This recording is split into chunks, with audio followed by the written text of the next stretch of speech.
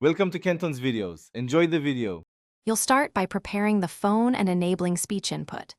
Open Settings, quickly confirm Android version and available storage. This avoids failures. Next, go to System Languages and Input and enable Google Voice typing or your chosen speech engine so the keyboard can use it. Make sure you grant microphone permission to the keyboard app and any third-party app you'll use.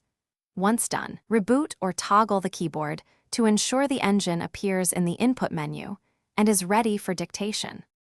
Now you begin dictation inside the app where you want text. Tap a text field, select the keyboard's mic icon, and speak in short phrases. Pauses help the engine segment sentences.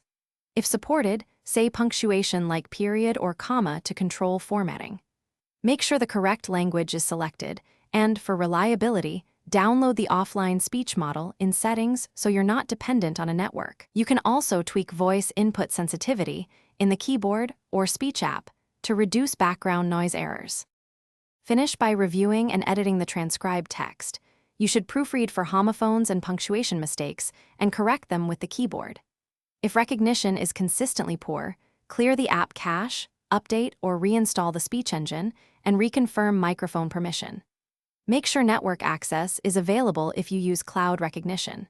If problems continue, boot into safe mode or switch to a different keyboard to isolate conflicts. That single troubleshooting step, reinstall and re-permit the engine, fixes most.